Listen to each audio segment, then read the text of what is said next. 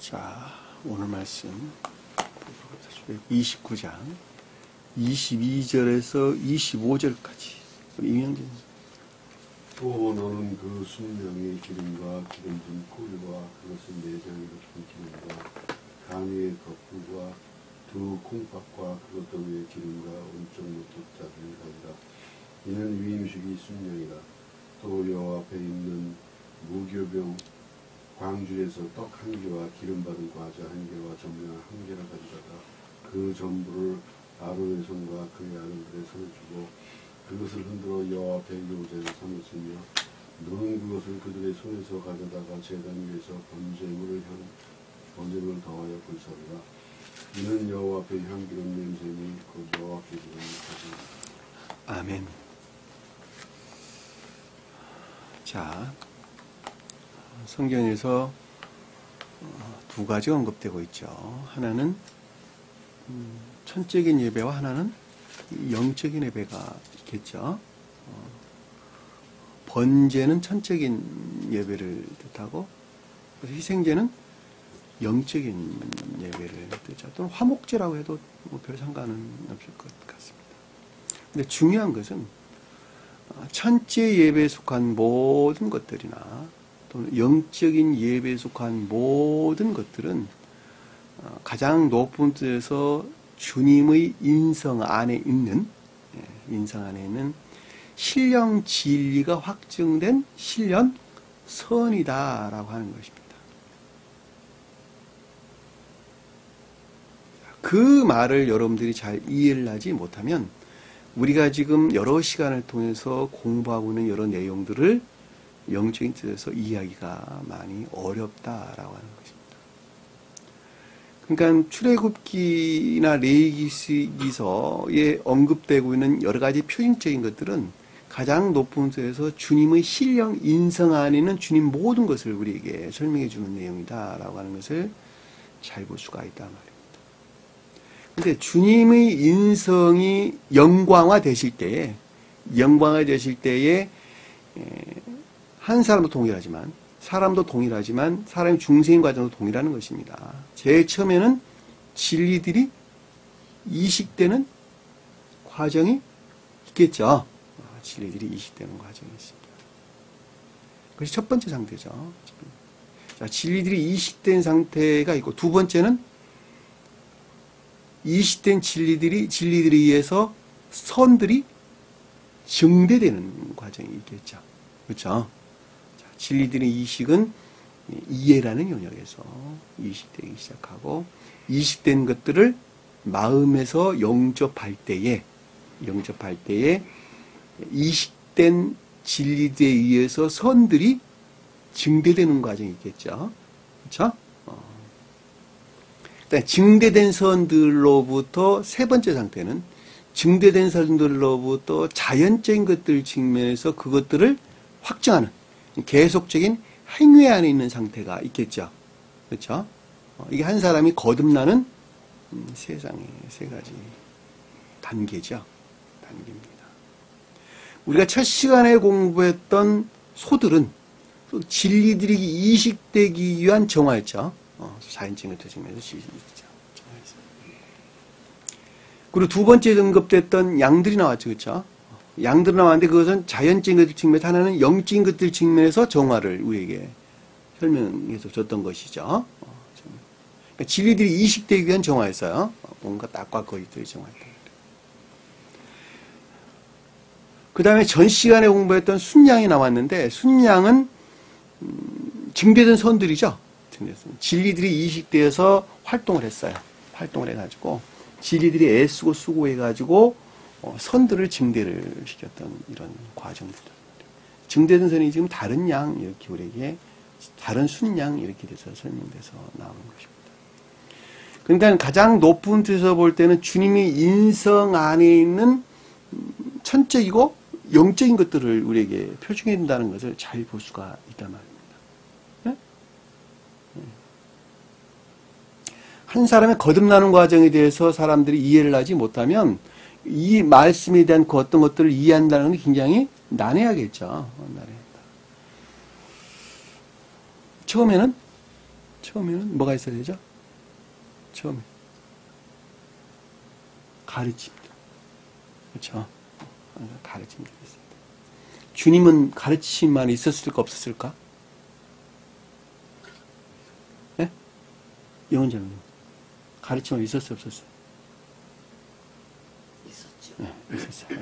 주님도 가르침 가운데 있었어요. 그것이 무엇으로 증명하죠? 창세기서는 이집트로 내려가는 거예요.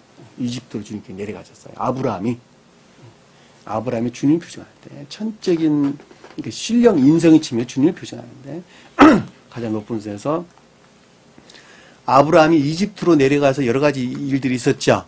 그 내용이 가르침들을 기억적인 가르침들을 우리에게 표징해 주는 것입니다. 여러분들이 이제 지금 마태복음서 책이 지금 추가한 데서 나오겠지만 좀 시간이 지나면 그 7권 지금 교정을 보시면서 가르침 가운데 있었다고 하는 것은 아주 분명하죠. 아주 분명합니다. 제일 처음에는 주님도 역시 그러했듯이 사람 역시 가르침이 필요하겠죠. 그 가르침으로부터 뭐가 오죠? 아는 지식들이 우리에게 온단 말입니다. 아는 지식들이 오는데 그 지식에 속한 것들을 시인이 되기 위해서는 합리적 이성이 필요하겠죠. 합리적 이성이 필요합니다. 어느 누구나 다가 가르침 가운데 있을 수는 있어요. 근데 그것들을 깨닫는 합리적 이성이 없이는 그 말들이 시인될 수가 없죠. 합리적 이성 없이 그걸 이해하는 것이기 때문에 그렇단 말입니다. 합리성이 굉장히 중요한 거예요. 합리성. 근데 그 합리성은 어디서 비롯되죠? 어디서? 합리성. 어떤 사람들은 합리성이 있어. 그것을 맞다고 그러고 어떤 사람들은 아니다고 그러고 틀리다고 그런단 말이에요. 그 합리성은 어디서 비롯된다는 거예요? 아브람과 하갈이 취했죠. 아브람 하갈을 취했죠. 그쵸? 그 누가 나왔어요? 이스마엘. 그걸 합리성 그러는 합리성. 하갈은 자연적인 진리 안에 있는 자들 가르칩니다. 자연적인 진리 안에 있는 난데, 선이 간직된, 구르트가 간직된 자연적인 진리 안에 있는 난데, 그가 아브람과 만났단 말이에요. 거기서 합리성이 나왔어요. 그러니까 내 마음 안에 아브람과 결합될 수 있는 성질의 것들을 내가 가지고 있어야 돼요. 근데 하갈은 사례를 굉장히 핍박했어요. 그렇죠. 그 말이 무슨 말인지 잘 알 수 있겠죠. 총명적 진리를 굉장히 업신여겼다는 뜻이에요. 나라는 사람이. 사례가 총명적 진리를 가리키는 거니까. 아브람과 아내인 사라를 총명적 진리를 가리킨단 말이에요. 사례가 사라로 바뀌죠, 이름이. 그 말은 이제 선이 간직됐다 이 말이에요. 나중에 합리적인 것들에서 천적인 선이 간직된 진리가 됐다. 그래서 합리적 진리 그런단 말이에요.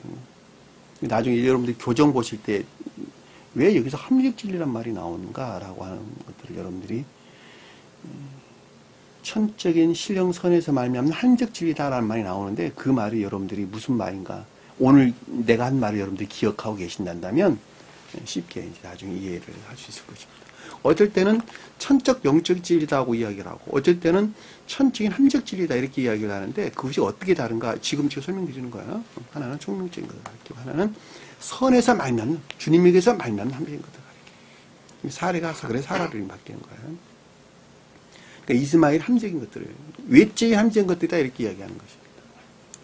그러니까 가르침에 속한 것들을 합리적으로 그것이 맞다 틀리다라고 시인을 하기 위해서는 반드시 내 마음 안에 청계적인 속성을 내가 담고 있어야 되는 거예요. 어느 누구나 다 있어요, 사실은. 근데 어떤 사람들 그것이 생기발랄하고 어떤 사람은 그렇지 못하다는 차이가 있는 것입니다. 그 합리성으로부터 개혁되기 시작하죠. 개혁되기 시작하는데 합리적 이성에서는 그걸 시인할 수 있으나 마음에서 끌어와야 돼요. 마음에서 영접 시인하게 될 때 이해라는 영역에서 개혁이 되기 시작하는 거죠.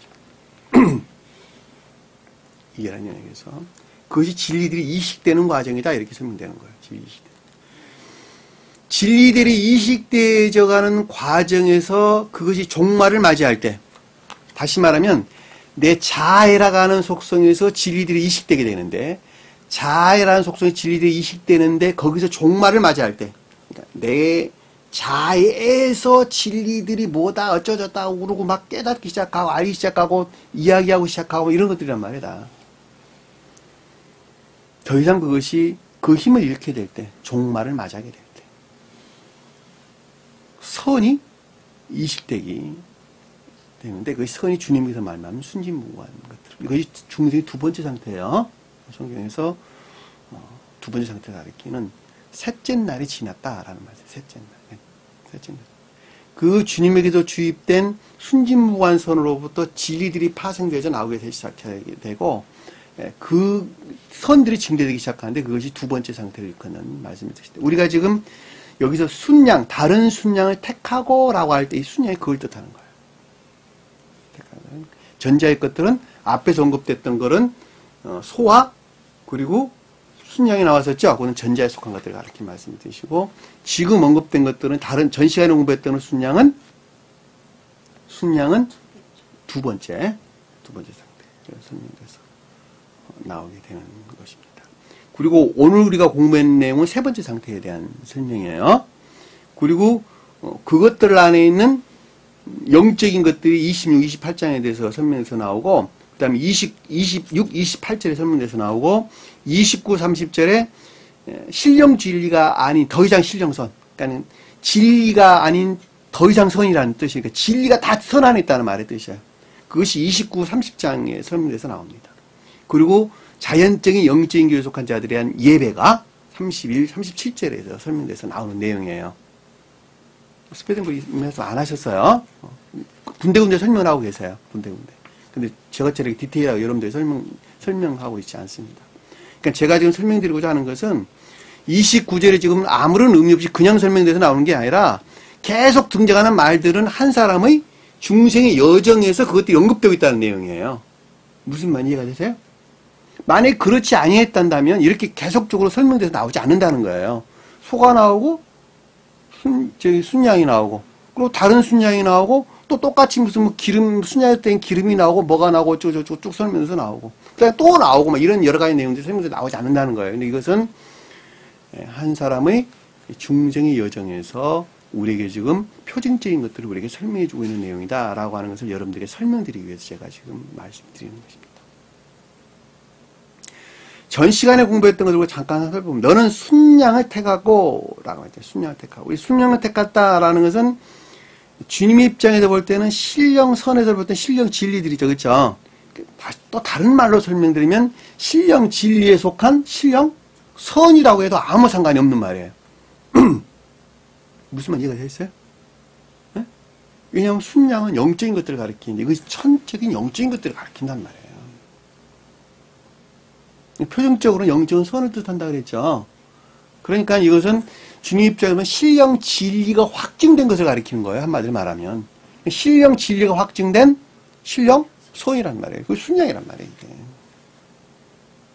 스웨덴부리 사도께서 이렇게 좀 디테일하게 설명을 해줬으면 이해하는 사람 편할 텐데 그렇게 설명을 안 하셨어요. 그냥 신령 선에서 발전된 신령 진리란, 순양이 신령 선이라는데 왜 또 갑자기 신령 진리가 나왔나 헷갈릴 거 아니에요.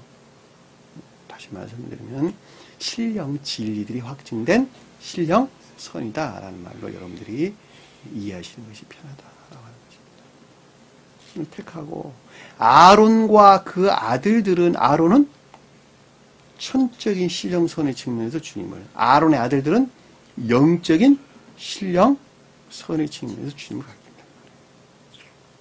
그러니까 순양이 뭘 뜻하는지 잘 알 수 있겠죠. 그렇죠? 왜냐하면 순양은 거기서 파생된 것들이니까. 이해되셨죠? 거기서 파생된 것들이니까. 왜냐하면 여기서 아론과 그 아들들이 제사장들이잖아요. 지금 주제가. 제사장은 신령선의 측면의 주님이니까 아론은 영적인 교회 측면에서 신령선의 주님을 가리키죠. 그렇죠? 순양은 주님께서 확증한 것들이죠. 신령 진리가 확증된 신령 진리들을 가리킨다. 신령선들을 가리킨다. 라고 하는 것입니다. 머리 위에 안수했다라는 것은 모든 것들, 전체적으로나 개별적으로나 할 것 없이 모든 것들 안에 능력 안에 있다는 것, 능력이 전이된 상태에 있다는 것이죠. 여러분들이 그 영역 안에 있어야 되는 거예요. 여러분들이 만약 거듭난 자란다면. 네? 주님도 그렇듯이 그래하였듯이 주님께서 세상에 속하지 아니한 것 같이 내가 세상에 속하지 아니한 자란다면 네? 동일하게 여러분도 주님께서 주입한 영적인 선에서 말미암는 복합주의 진리의 능력 안에 있어야 된단 말이에요. 그것이 뭐예요? 자연적인 영적인 선이란 말이에요. 그것이 자연적인 영적인 선. 저와 여러분들 안에 자연적인 영적인 선이란 말이에요. 응? 왜 안 살지요? 너는 그 순양을 잡고자 준비했죠. 정화된 거 준비가 있고 그 피를 가져다 거기서 파생된 진리죠. 주님 입장에 볼 때는 신령질, 신령선에서 발출된 신령진리가 있다. 아론의 귀 끝과 그 아들들의 귀 끝에 바른다. 귀가 뭐라 그랬어요? 지각이라 그랬죠. 지각. 주님 입장에서는 신령, 지혜나 총명적인 것들, 또 통찰력 이렇게 설명드렸는데 신령 지각 정도로 그냥 이해하셔도 아무 상관이 없을 것 같습니다. 그러니까 천적인 것들에 대한 지각의 상태, 또 하나는 영적인 것들에 대한 신령 지각의 상태. 근데 그것을 거쳤어요? 그렇지 않았죠. 어디에 또 발랐어요? 그것을 오른손 엄지와 오른발 엄지에 발랐죠. 그렇죠. 오른손 엄지라는 것은 영적인 것들에서 파생된 궁극적인 능력 안에 있는 것들이죠. 그렇죠? 그 통찰력이 그러니까는 천적인 것들과 영적인 것 때문에 있었다는 것이 아니라 거기에서부터 말미암는 영적인 궁극적인 능력 안에 있는 것들. 또 자연적인 궁극적인 능력 안에 그 통찰이나 신령 지각이나 신령 통찰력이 그 가운데서 동일하게 있었다는 것이죠. 그걸 뭐 한다고 주님께서 뭐 하신다고 그런 것들이 있었을까? 엄격히 말하면 신령 활동이에요. 사실은 섭리 활동, 신령 섭리, 신령 활동. 엄격히 말하면 그거예요. 무엇하는 인간을 구원하는, 인류를 구원하는 신령 활동이죠. 자연적인 뜻에 보면은 만물이 있게 하는 신령 섭리죠. 주님의 섭리. 그렇죠? 그래 안 그래요? 오늘 또 비가 오고 그러는데 만물이 있게 하는, 그러니까 자연적인 모든 것들은 천계의 표징이라 그랬죠. 표성이라 그랬죠. 그렇죠? 그러니까 천계에 속한 모든 것들이 있게 하는 주님의 섭리. 질서일치해서. 그리고 이 세상에 있는 모든 것들이 있게 하는 주님의 섭리. 근데 그 섭리는 어디 일치한다고요? 천계적인 질서에 일치한다. 그럼 질서에 일치해서 주님께서 일하신다 이 뜻이잖아요. 그러면 기적은 있을 수 있을까 없을까? 기적이 있을 수 없어요.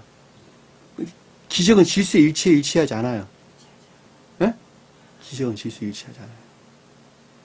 기적이 그래서 있을 수가 없어요. 없는 거예요. 주님께서는 질서에 일치해서 주님께서는 일을 하신단 말이에요. 섭리라는 말이 그런 뜻이에요. 한 사람도 거듭나게 하는 것도 질서에 일치해서. 세상의 모든 것들도 자연적인 뜻에서 세상의 모든 것들도 질서에 일치해서 주님께서는 오직 섭리하신다라고 하는 것입니다. 사람이 나이가 먹으면 병들어 죽는 거는 질서에 일치한 거예요.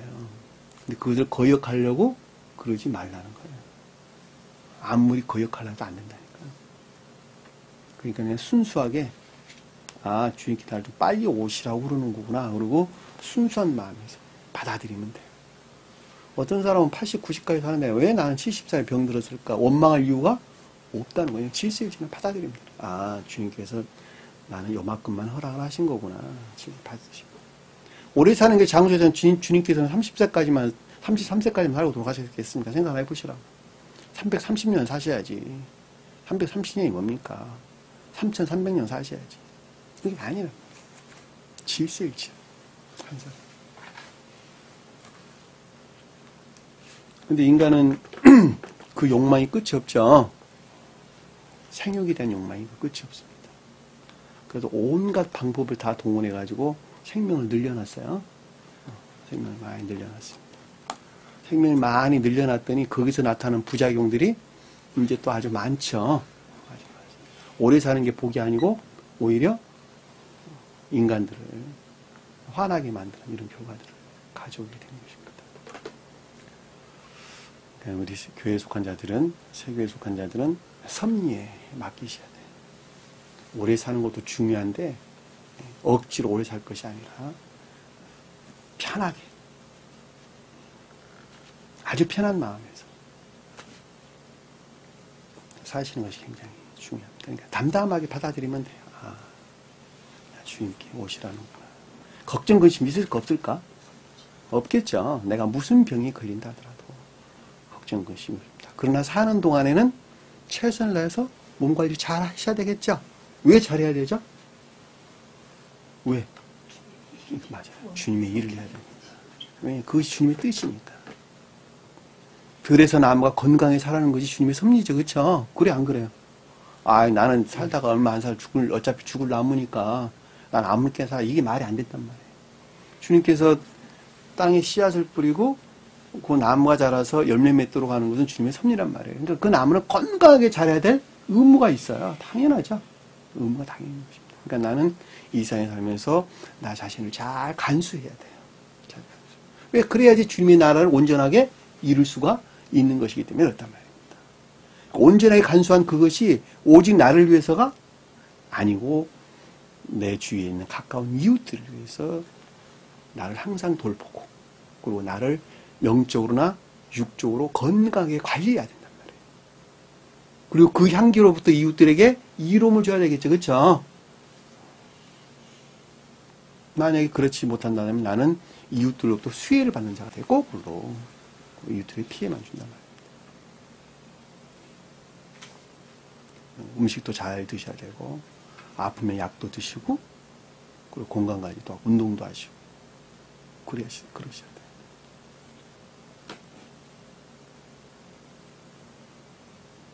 그런 자가 거듭난 자들의 이성 가운데 삶이겠죠. 그렇죠? 중생한 자들의 이성 가운데 삶입니다. 그들은 삶 가운데서 그들을 향해서 삶 가운데서 지혜 가운데 있다 또는 총명 가운데 있다 이렇게 우리에게 설명해 주는 것입니다. 지혜나 총명이란 말이 그런 뜻이란 말이에요. 성경을 많이 안다 그것이 지혜예요? 아니란 말이에요. 그건 지식이에요. 지식. 총명이란 말도 똑같은 말의 뜻이에요. 영적인 사람들은 총명 안에 있고 천적인 사람들은 지혜 안에 있다. 이렇게 이제 스베덴부리 사도께서 설명을 하셨는데 지혜나 총명이란 말은 그런 뜻이란 말이에요. 내가 성경 말씀을 많이 안다. 그건 아니에요. 그건 지식이에요. 그런 말이 아니라 내가 어떻게 세상을 살아야 되는 것인가. 그것이 지혜나 총명이다라고 하는 것입니다. 그리고 어떤 것을 내가 가치 있게 여겨야 되는 것인가. 내가 무엇 때문에 열심히 살아야 되는 것인가 라고 하는 것을 아주 분명하고 명확하게 안다는 거예요. 그러니까 주님께서 통찰력이다 또는 신령 지혜다라고 하는 것은 오직 인류를 구원할 목적에서 주님께서 영화되셨단 말이에요. 그렇죠? 그리고 자연계에 속한 모든 것들을 통해서 감관적인 영역 안에 있는 인류들에게 그것을 깨닫기 위해서 주님께서는 그걸 섭리하신단 말이에요. 그래 안 그랬어요? 그랬단 말이에요. 우리 복음서에서 보면 여러 병든 자들을 치료하는 과정이 많이 설명해서 나오죠. 육체가 병든 자들을 가리키는 것이 아니라 영적으로 병든 자들을 다 표시한다는 거예요. 영적으로 병들어 있는 자들을 치료한다라고 하는 것은 영적인 생명, 예배 가운데 인도한다는 것이죠. 청교적인 생명으로 인도한다는 것이죠. 구원으로 인도한다는 것이죠.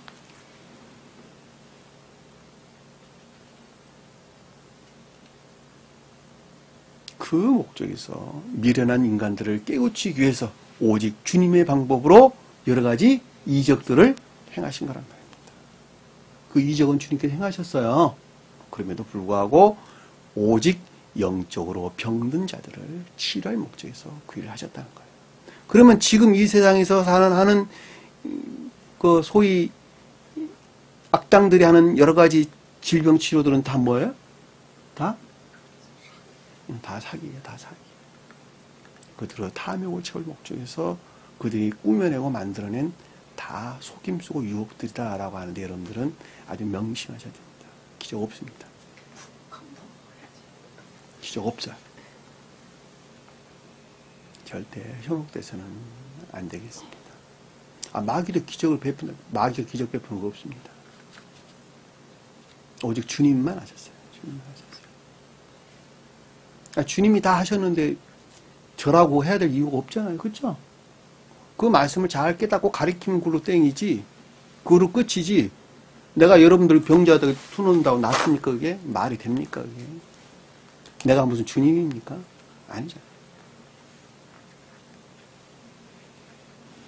주님께서 하신 여러 가지 가르침들을 잘 깨닫고 그것을 가르치는 자가 사도들이죠. 사도들.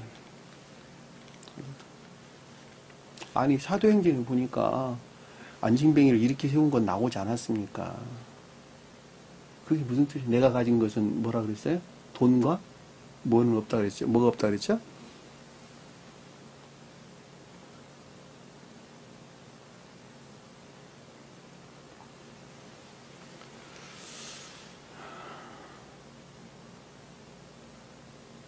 발음지에 바르고 그 피를 제단 주위에 뿌렸다 그랬죠. 피는 신령선에서 말미암는 신령 진리죠. 제단은 신령선의 측면에 주님 자신을 가리키는 것이죠. 그 경계에 뿌렸다라는 것은 모든 것들이 순양이 표징하는 모든 것들이 어디서 비롯됐다는 거예요? 어디서? 신령선에서 말미암았다는 것이 결합된 신령 진리라는 것이죠. 아주 명확하죠. 결합된 신령 진리. 일반적으로 이것을 복합체의 진리다. 12제자가 표징하는 거예요. 같은 말로 여러분들 이해하셔도 아무 상관이 없는 12제자. 오늘 우리가 14만 4천이라고 쓴 건, 아까 뭐지? 우리가 묵상했던 말씀이 있죠? 14만 4천도 동일한 말씀이에요. 14만 4천도. 가장 높은 뜻에서 볼 때 14만 4천이라는 것은 지금 여기서 언급되고 있는 뭐예요? 그 피를 제단 주위에 뿌린 그것을 가리키는 거예요. 순양을 가리키는 거예요. 똑같은 말씀 뜻이에요.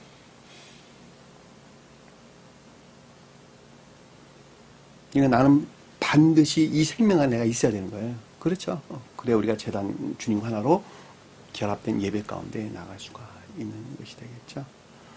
자, 제단 위의 피와 신령선과 합일된 신령 진리다. 그렇죠? 제단 위의 피라고 하는 것은 제단은 신령선, 피는 신령선. 제단의 피는 신령선과 합일된 신령 진리다. 관유를 가져다가, 자, 관유는 기름 부음을 받은 기름이죠. 그러니까 신령 사랑에 속한 신령 선을 가리킨다라는 잘 볼 수 있죠. 기름 부음 받는다. 기름 부음다는 건 신령 선을 지금 자신을 가리키는 거예요. 여러분들이 기름 부음을 받았다라는 것은 나라고 하는 사람이 이미 주님이 그 가운데 현존해 계신다라는 말씀이 하나로 결합되어 있다 이런 뜻이죠. 아론과 그의 옷과 아론과 그 옷이라는 것은 천적인 신령선과 결합된 신령 진리죠. 아론 아들과 그 옷은 영적인 신령선과 결합된 신령 진리들이죠. 신령 진리들. 스베덴보리는 높은 천계 또는 하나는 낮은 천계 이렇게 설명했는데 제가 설명하나 똑같은 내용 뜻이에요. 천지인 것들은 높은 천계에 있고 영적인 것들은 낮은 천계에 있기 때문에 그렇습니다. 같은 말이에요. 아론은 천적인 것들, 아론의 아들들은 영적인 것들. 그것과 결합된 진리들이 옷이 뜻하는 것이죠. 그래서 뿌리라. 합일되어 있다는 것이죠. 함께한 아론과 그의 옷과 그의 아들들이 그의 아들들의 옷이 거룩하게 된다라는 것이죠. 그것이 오직 주님이 신령선에서 말미암는 신령 진리 안에 있는 것들이다 이런 뜻이죠. 우리가 명확하게 이해해 볼 수가 있는 것입니다. 이것이 천계에 속한 신령한 모든 것들을 가리킨다라는 것도 잘 이해해 볼 수가 있겠죠. 우리가 전 시간에 공부했던 이런 내용입니다. 그러니까 이런 진리들이 이식되고 난 다음에 증대된 선에서 파생된 모든 것들을 일컫는다라는 걸 잘 볼 수 있겠죠. 이 시간에 공부한 내용은 너는 순양의 기름과 기름진 꼬리와, 자, 순양의 기름이다라고 하는 것은 선하는 것이죠. 그러니까 신령, 주님 입장에 보면 신령 진리가 확정된 신령선이죠. 신령선. 꼬리는 뭐예요, 꼬리? 기름진 꼬리, 원어를 엄격히 보면 살찐 꼬리야, 살찐 꼬리. 살찐 꼬리. 꼬리가 뭐죠? 네? 궁극적인 것들이죠, 궁극적인 것들. 살찐 꼬리는 뭐예요, 그러면? 선이 간직된 궁극적인 것들. 그렇죠? 그러니까 순양 기름과 기름진 꼬리다라는 것은 행위하는 것들이죠. 무슨 말 이해가 됐어요? 행위하는 것들. 이 기름은 지방들인데 온 몸이 활동해가지고 싸우는 것들이란 말이에요. 그래 안 그래요? 네? 우리 몸 안에서 신진대사 생체 활동을 통해서 쌓아놓은 것들이잖아요. 그렇죠? 그러니까 우리가 선과 질이 하나로 결합돼서 활동해서 만들어낸 궁극적인 열매 같은 것들이란 말이에요. 그러니까 순양의 기름이라고 하는 것은 자연적인 천적인 것들이죠. 그렇죠? 주님 입장에서 보면. 그러니까 신령 지위로 확정된 신령선. 그렇죠? 기름진 꼬리다라는 것은 그것이 진리 안에 있는 모든 것들을 가리킨다는 걸 잘 볼 수 있어요. 왜냐하면 꼬리라고 하는 것은 대뇌에서 직접적으로 연결되는 거예요. 척추를 통해서. 그래 안 그래요? 그러니까 머리로부터 직접적으로 연결되어 있는 것이란 말이에요. 그러니까 꼬리다라고 하는 천적인 것들에서 직접적으로 임류되어 있는 궁극적인 진리들을 가리킨다라는 것을 잘 볼 수 있겠죠. 그래 안 그래요? 그러니까 순양이 나왔단 말이에요. 그래서 순양이. 그냥 그것들 안에 있는 천계적인 선들을 뜻하는 것이니까. 그것들 안에 있는 천계적인 선. 이거 우리 하나만 찾아볼까요? 계시록서 한번 계시록서. 계시록서 9장.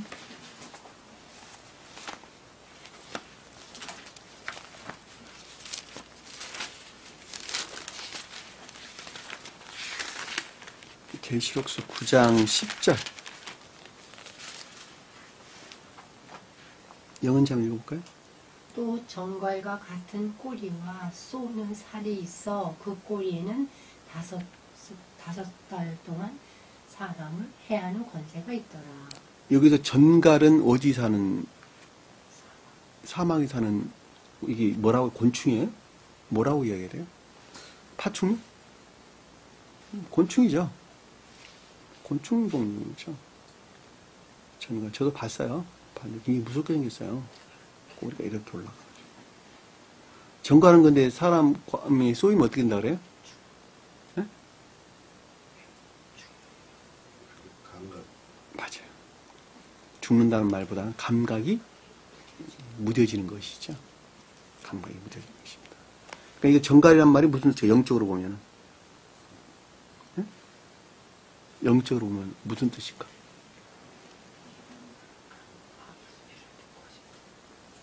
그러니까 영적으로 여러분들이 대응이라는 개념에서 여러분들이 이해를 하면. 대응이라는 개념. 그렇게 여러분들이 이제 이렇게 대응이라는 개념으로 딱 바꿔서 표준적으로 그걸 이해하게 되면 성경 말씀이 그때 보이기 시작하는 거예요. 합리성을 마비시키는 것이 합리성을 마비시키는. 네? 침. 그렇죠? 그것이 선의 관계 되는 거예요? 진리의 관계 되는 거예요? 진리의 관계 되는 거예요. 진리의 관계 되는 것이죠. 왜냐하면 이게 침액이 들어가가지고, 독침액이 들어가서 사람을 마비시킨 거잖아요. 피를 타고 흘러가지고. 그러니까 이 말을 성경으로 끌어오면은 온갖 거짓된 가르침들로부터 사람을, 이성을 마비시키는 능력을 뜻한단 말이에요. 능력. 지배하는 능력, 제거하는 능력, 합리적 이성을 제거하는 능력. 이해되죠? 여러분들 어느 영은자분이 그랬잖아. 어떤 사람이 호리병 안에 갇혀 있는 사람들 같다고 그랬잖아. 같은 말, 합리성을 제거하는 능력을 가리킨단 말이에요. 이게 정갈이야, 이게 정갈. 한번 빠지면 빠져나오기가 굉장히 힘들단 말이에요. 회근하기 힘들어요. 마비된 사람이 낫기 힘들단 말이에요. 꼬리는 뭐예요, 그럼 꼬리는? 거짓들. 반대로 말하는 거짓들. 거짓들. 쏘는 침. 꼬리와 쏘는 침이 있어. 살이 하나 꼬는 침이 있어. 그 꼬리는 5달 동안 사람을 해하는 권세가 있다. 5달 동안 사람을 해하는 권세가 있다는 뭐예요? 사람 뭐예요? 진리안에 있는 자들이죠. 5달은. 소박한 선. 작은 선, 작은 선. 그러니까 궁극적으로 작은 선마저도 완전히 다 파괴시키고 마귀시켰다. 이런 뜻이잖아요, 보면. 그 가운데 살아있는 사람들이 여러분들이었어요. 참 대단한 능력들을 가지고 있어요. 왜냐면 정갈치미도 맞아갖고도 안 죽고 살아있었잖아. 네? 그것마저도 다 죽여버릴 권세를 가지고 있었는데 여러분들은 그것을 안 죽었다니까 참 대단한 생명력을 가지고 있었던 분이세요. 이 정갈 꼬리가 그것을 뜻한다. 19절 한번 볼까요? 그 아래 옆 앞장 10장 19절. 이 말들의 힘은 입과 꼬리에 있으니 꼬리는 뱀 같고 또 꼬리에 머리가 있어 이것으로 해야하더라. 자, 뭐로 했다는 거예요? 뭐? 꼬리는 뭐 같다 그랬어요? 꼬리는 뱀. 뱀이 뭘까? 예? 예? 추론들. 관능적인 감관에서 취한 추론들. 자, 관능적인 감관이다라는 것은 오관의 의지에서 얻어낸 것들이라는 뜻이에요. 그러니까 합리적이고 합리성이 전혀 결여된 상태란 말이에요. 그렇죠. 그러니까는 성경을 볼 때 감관적이고 관능적인 영역이 넘어서는 해석을 못하는 거예요. 그러니까는 복음서에서 언급되고는 여러 가지 질병치나 이런 모든 것들을 다 자연적으로 그냥 이해한다는 거예요. 이것들에서 만들어낸 온갖 추론들. 그 온갖 추론들로부터 사람 이성을 마비시켰단 말이에요. 그것이 용이라니까. 여기서 뱀이라니까 지금. 꼬리는 능력 안에 있는 거짓들. 궁극적인 능력 안에 있는 거짓들이란 말이에요. 그것이. 머리가 있어 이것을 해가더라 이랬단 말이에요. 모든 것들이 그랬다는 것이죠. 으뜸적인 것들이 다 그것들이라는 거죠. 머리는 지혜를 뜻한다. 높은 데서 올 때.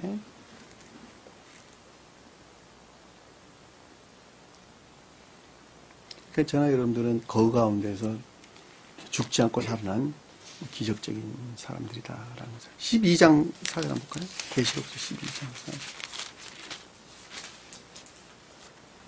3절 4절 한번 읽어보세요. 영원자님. 하늘에 또 다른 이적이 보이니 보라 한 큰 붉은 용이 있어 머리가 7이요 뿔이 10이라 그 여러 머리에 7 왕관이 있는데 그 꼬리가 하늘의 별 3분의 1을 끌어다가 땅에 던지더라. 용이 해산하려는 여자 앞에서 그가 해산하면 그 아이를 삼키고자 하더라. 붉은 용이 나왔죠. 그렇죠? 북다라는 빨갛다. 북다. 정욕적인 악들을 가리키는 것이죠. 지금 교회가 다 그래서 망한 거죠. 그렇죠? 큰 교회, 적은 교회는 할 것 없이 정욕적인 자기 탐욕을 채울 욕망에서 성경 말씀 해석하고 이해한단 말이에요. 그리고 그것들을 사람들에게 적용하게 되죠. 그리고 그들을 유혹하고 현혹해서 꼼짝 못하게 모든 이성을 마비시키는 것이죠. 그것이 붉은 용이에요. 붉은 용. 원래 용이란 말은 짐승이에요. 짐승. 바다의 짐승. 바다의 짐승. 네? 바다의 짐승. 근데 이 말이 보다라는 뜻이 유래됐어요. 원래 용이란 말 보다. 눈으로 보다. 그 말의 뜻에서 유래된 말이 바다의 짐승. 용이라는 뜻이에요. 그러니까 추론을 가리킨다는 걸 잘 보셨어요. 추론. 온갖 정욕적인 악들에서 비롯된 추론을 가리키는 말씀을 뜻이죠. 그러니까 이재룡 같은 날에 그래서 나오는 거예요. 그래서 이런 사람들이. 그 양반 구속됐죠. 머리에 7이요 뿔이 0이라는 그 능력이죠. 그렇죠? 그 능력을 가리키는 말이죠. 그리고 사절 보니까 그 꼬리가 궁극적인 것들 안에서 그 어떤 모습을 드러내는 능력이죠. 거짓들의 능력이죠. 거짓들이. 하늘의 별의 3분의 1, 하늘의 별은 뭐예요? 지식들. 천계를 아는 지식들. 성경 말씀을 아는 지식들. 주님을 아는 지식들. 구원이 뭔가, 뭐 이웃사랑이 뭔가, 지옥이 뭔가 뭐 여러 가지 것들을 아는 교회를 아는 지식들 그것들 별 3분의 1은 모두 3분의 1은 모든 것을 끌어다가 어떻게 했다고요? 땅에 던지다. 모든 걸 소멸시켰다는 것이죠. 용이 해산하려는 여자 앞에서 그가 해산하면 그 아이를 삼키고자 하더라. 아이 테크노. 교회에 속한 진리들. 지금 우리 입장에서는 새로운 교회가 탄생되기 이전의 과정에 대한 설명이에요. 그렇죠? 자, 나 개인적으로 보면 교회라는 측면에서 언급할 때나 지금 보면 우리 새교회, 새 예루살렘이라고 하는 교회의 측면에서 설명될 수 있고 나 하나로 보면 선에서 말미암는 진리들이 잉태되기 이전에 내 안에 간직되어 있었던 종전교회에서 터득된 모든 온갖 추론들이 내 안에 있어서 없었어요? 있어서 없었어요? 자, 그것들로부터 어떻게 했어요? 모든 것들을 소멸시켰죠. 그쵸? 그럼에도 불구하고 주님께서는 그것을 지켰죠. 그쵸? 그래서 여러분, 저와 여러분들이 지금 이 자리에 있는 거예요. 그래서. 거기까지 여러분들이 해석을 하셔야 돼. 네? 채우신 빵을, 종전교회 기독교회 멸망 가르친다. 이렇게 이해하시면 안 된단 말이에요. 나 한 사람은 나 안에 있는 개신교에 속한 것들, 나 안에 있는 바벨론에 속한 것들. 이게 되셨죠? 이게 교회의 종말, 흑암, 암흑 시대를 가리킨단다. 너가 아니라 내 안에는 암흑이라니까. 내 안에 암흑 시대. 이것이 암흑 시대 이야기잖아요, 지금 보니. 네? 암흑 시대. 그 가운데 이 아이가 있어서 여자가 앞에서 해산하려는 아이가 있어가지고 우리는 지금 잉태된 거예요. 교회가, 새로운 교회가 재건된 거란 말이에요. 잉태되어서. 본문으로 돌아와가지고 기름진 꼬리와 궁극적인 것들을 나타나는 것이죠. 그의 내장에 덮인 그림은 내장에 덮인 기름은 궁극적인 것들을 가리키는 것이죠. 궁극적인 선의 측면에서 궁극적인 것들. 그 다음에 간 위에 있는 꺼풀이에 있는 기름은 선의 측면에서 내면적인 것들을 가리킨다. 잘 볼 수 있겠죠. 제가 다 공부했던 내용들이죠. 자, 콩팥과 그것들의 기름은, 콩팥은 정화된 진리에서 비롯된 선들을 가리킨다라는 걸 잘 볼 수 있겠죠. 그래, 안 그래요? 어렵지 않게 이해될 수 있겠죠. 왜냐하면 콩팥은 진리를 표정하니까. 우리 몸에서 콩팥 역할이 생체 활동을 통해서, 대사 활동을 통해서 생긴 노폐물들을 제거하는 역할을 하는 것이죠. 그러니까 우리가 행위에 속한 그 어떤 것들 안에서 생긴 진리들이 일하는 과정에서 생긴 여러 가지 더럽혀진 노폐물들, 악이나 거짓들을 제거하는 정화된 진리를 가리킨다. 그것으로부터 만들어진 선이죠. 이것이 콩팥과 그 위에는 기름이 그것이 표현한다. 근데 오른쪽 넓적 다리를 취해라 그랬어요. 오른쪽 넓적 다리는 뭘까? 오른쪽 넓적 다리. 넓적 다리는 뭐예요? 허리. 혼이. 오른쪽이란 말은 선에서 비롯됐다는 것이죠. 그러면 앞에 있는 것들이 어떻게 있다는 거예요, 지금? 신령, 혼인의 안에 있다는 것이죠. 자, 지금 인성의 측면에서 볼 때 궁극적인 자연적인 것들 안에 있는 모든 것들이 신령, 혼인의 안에 있었다. 그러니까 여기서 지금 넓적다리는 극내적인 순진무구를 뜻한다는 걸 잘 볼 수 있어요. 그렇죠? 순진무구한 선을 가리킨단다. 라고 하는 것이죠. 왜냐하면 이것들 안에 생식기들이 있는데 이 생식기가 극내적인 순진무구한 것들이 선을 가리킨단 말이에요. 순진무구한. 순진무구한 선이라고 해도 아무 상관이 없는 것입니다.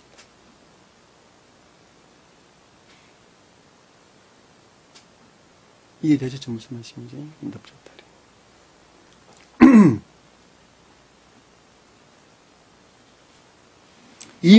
이는 위임식의 순양이란다. 이렇게 설명되는데, 이는 충만한 순양이란다. 그 뜻입니다. 충만한, 임시란 말 아니에요. 충만한, 충분한, 또는 가득한, 또는 풍부한, 이런 뜻입니다. 순양이란다. 그래야 맞지, 그쵸? 이해되셨죠? 무슨 말씀인지?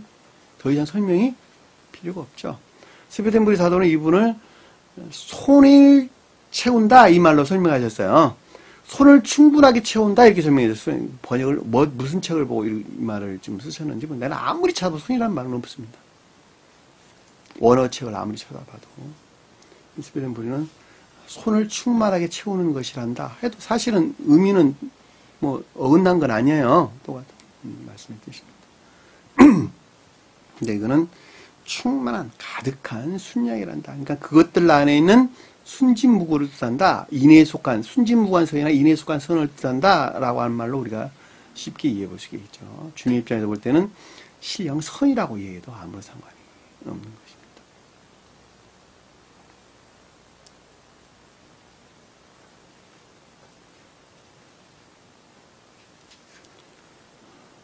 23절 보니까 또 여호와 앞에 있는 무교병 광주리에서, 자, 여호와 앞에 있는 무교병이다. 근데 광주 앞에 있는 무교병 광주다. 광주리가 뭐예요? 담는 그릇이죠.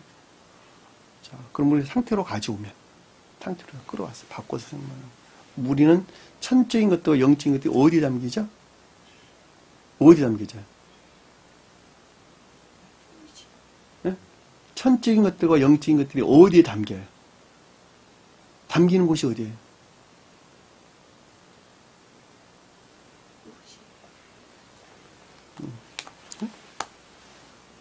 우리 담는 그릇들 있잖아. 성경에서 그릇들. 기역지. 감관적이고 관능적인 사람들은 기역지에서 살아간다 그랬죠. 근데 여기서 지금 무교병은 선의 측면에 설명하는 것이죠. 그러니까 어디 담긴다는 거예요? 감관적인 것들 안에 담긴다. 감관적인 것들은 천계에 속한 함정인 것들을 담는 그릇이죠. 기역지라도 아무 상관없어요. 무교본 뭐예요? 정화된 선. 감관적인 영역 안에 있는 순진무구한 선이죠. 그쵸? 무교병. 그래 안 그래요?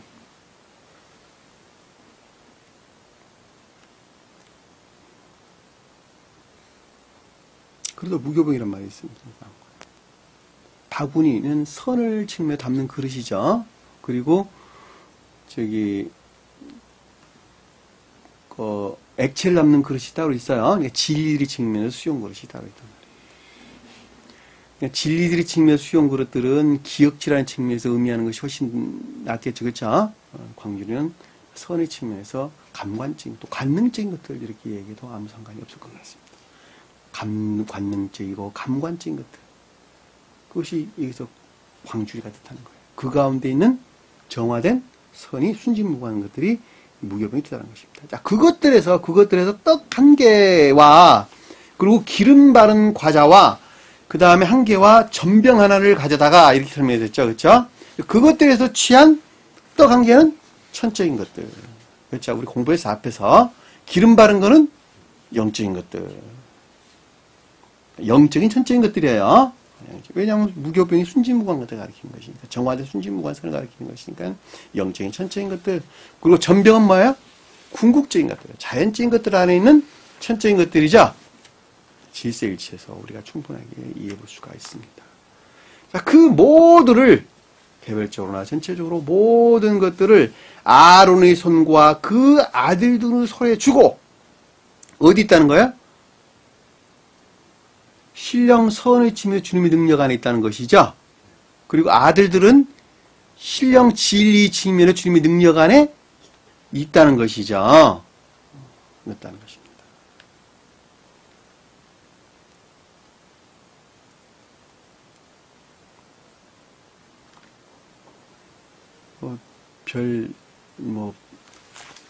설명 없이도 잘 이해할 수가 있겠죠.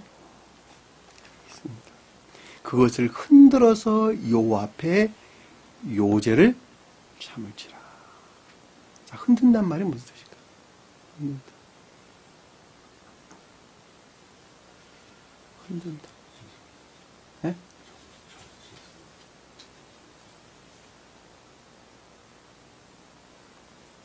흔든다. 움직인다. 다른 말로 설명했다. 움직인다. 움직이게 하여 여호와 앞에 요제를 삼지, 요제를 드린다. 움직이게 하여 여호와 앞에 요제를 삼지다. 요제란 말이나 흔든단 말은 같은 말이에요. 같은 말. 하나는 명사와 하나는 동사예요. 동사는 뭐가? 우리 국어시에는 움직시 그래, 움직시. 그렇죠? 움직인다는 말에 살아있다는 뜻이에요. 살아있다. 살아있다. 활동한다. 신령, 생명. 네?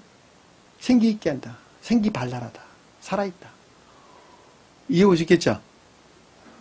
그러니까 흔든다는 말은 살아있겠다. 이것이 살아있다는 것이죠. 그러니까 아론의 손과 그 아들들의 손을 두고 그것을 흔들었다라는 그것들에서 말미암아 살아있다. 아, 생동감 있다. 생기 발랄하다. 신령, 생명 하나 있다. 네? 여러분들이 그 가운데 있어야 돼요. 삶 가운데서. 잠자면 되겠어요? 안 되겠어요? 잠에서 깨어났단 말은 무슨 뜻이죠, 그러면? 이내의 선하있다. 잠잔다는 말은 이내에서 분리되어 있다.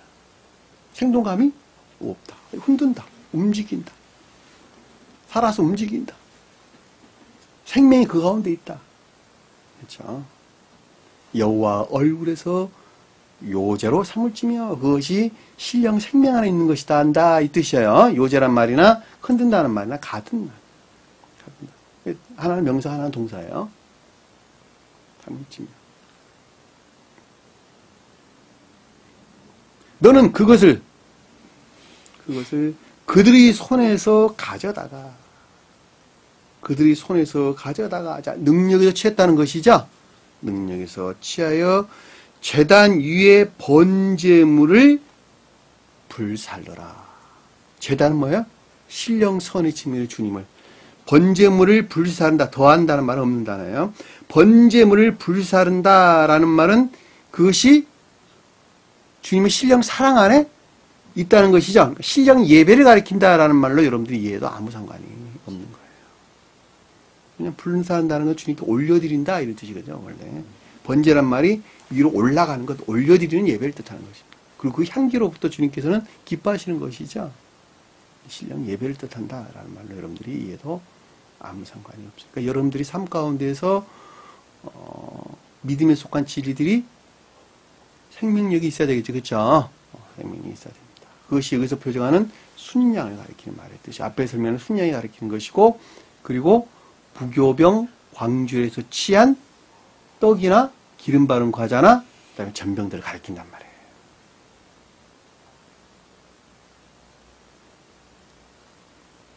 이는 여호와 앞에 향기로운 냄새니 주님 평화의 지각. 내가 여러분들 예배 시간에 사람이 단순해진다 이렇게 설명드렸죠. 그렇죠? 왜냐하면 더 이상 마음이 혼란스럽지 않다는 거예요. 평화롭다는 거예요.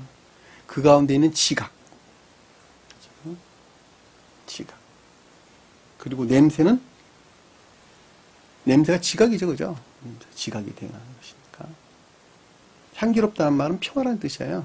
평화에서 오는 지각 상태. 향기로운 냄새니. 여러분들 그러고 있어요? 지금 머릿속에서 집안 여러 가지 복잡한 일로 그냥 난도질 당하고 있습니까? 머리가? 네? 그러면 이 상태에 있다는 거예요? 없다는 거예요? 세상, 육적인 그 어떤 것들에 의해서 여러분 생각 속에 여러 가지 것들이 아주 복잡하게 얽혀 있고 그리고 고통을 당하고 있다 한다면 평화의 상태, 이 향기로운 냄새가 있을 수 안에 없는 것이죠. 내가 단순해져야 된다라고 설명하는 것은 단순하게 살아라 그런 말이 아니라 그 어떤 것들 영역 안에서 내가 떨어져 나와 있어야 된다. 더 이상 나를 공격할 수 없다는 거예요. 왜? 그것이 애정에서 멀어져 있는 것들이기 때문에 나를 공격할 수가 없죠. 애정 안에서 내가 모든 것들이 유입되기 때문에 그러는 거예요. 내가 받아들인다라고 하는 것은 내가 그 영역 안에 내 생명이 그 영역 안에 머물러 있다는 것이고 그 영역에 머물러 있는 것들이니까 나에게 허용한다는 거예요. 그래 안 그래요? 그러니까 내가 그것으로부터 고통을 당하는 거예요. 근데 만약에 내가 그 애정에서 멀리 있다 한다면, 세속적 육적인 애정에서 내가 멀리 있다 한다면, 전혀 무가치한 것으로 내가 생각한다면, 다른 말로 설명하면, 그것들이 나를 공격할 수가 없겠죠. 그리고 내가 혼란이 있을 수가 없어요. 이거 평화의 상태에 있는 거예요. 그래서 더 이상 전쟁이 있을 수가 없는 거예요. 평화의 지각이 난다. 그것이 주님의 신령, 능력 안에 있는 것이죠. 그래서 아론의 손과 그 아들들의 손에 주고 이렇게 설명돼서 나오는 것입니다. 그리고 그것들이 그리고 삶 가운데서 생기발랄한 것들이다. 생동감 있는 생명들이다. 사랑에 속한 모든 것들이나 믿음에 속한 모든 것들을 가리킨단다. 라는 말로 우리가 이해해 볼 수가 있을 것입니다. 냄새니 곧 여호와께 드리는 화제니라. 천적인 예배죠. 다른 말로 쉽게 설명드리지 않아도 쉽게 이해할 수가 있습니다. 이것이 곧 천적인 예배입니다. 주님의 인생의 측면에서 볼 때 주님의 영화 대신 주님에게서 말미암는 주님 인생에 속한 신령 진리가 확증된 신령생에 속한 모든 것들을 우리에게 설명돼서 나오는 말씀입니다. 여러분들이 거듭난자란다. 주님께서 주입한 순진무관선에서 파생된 모든 진리들이 능력 안에 여러분들이 있어야 되는 것인데, 그렇죠? 그것으로부터 생기발랄한 삶 가운데 사는 저와 여러분들 때 그들이 주님과 하나로 결합된 이 땅 가운데 사는 청결적인 생명에 사는 교회에 속한 자들이 된다라고 하는 소리가 쉽게 이해해 볼 수가 있겠습니다. 오늘 주신 말씀 마음속에 깊게 각인하시고 한 주간을 승리하는 저와 여러분 되기를 간절히 축원합니다. 기도합니다. 사랑의 주님, 저희는 주님을 사랑한다 하면서 그 사랑이 무엇인지 몰랐습니다. 그러나 이제는 주님께서 가르침을 통해서 그 말씀이 무엇인가 하는 것을 깨닫게 하셨습니다. 다시는 세상 그 어떤 것들로부터 내 영혼이 손상되지 않도록 주님께서 지켜주시되 나 자신 스스로가 애쓰고 노력하는 신실한 믿음의 일꾼 되게 도와주옵소서. 남은 시간도 주께서 함께 할수 있습니다. 자, 주기도문합니다. 하늘에 계신 우리 아버지, 이름을 거룩히 여김을 받으시오며 나라의 마옵시며 뜻이 하늘에 준 것 같이 땅에서도 이루어지리라. 오늘날 우리에게 일용할 양식을 주옵시고 우리가 우리에게 죄진 자를 사해 준 것 같이 우리 죄를 사하여 주옵시고 우리를 시험에 들게 하지 마옵시며 다만 악에서 구하옵소서. 나라와 권세와 영광이 아버지께 영원히 싸움나이다. 아멘.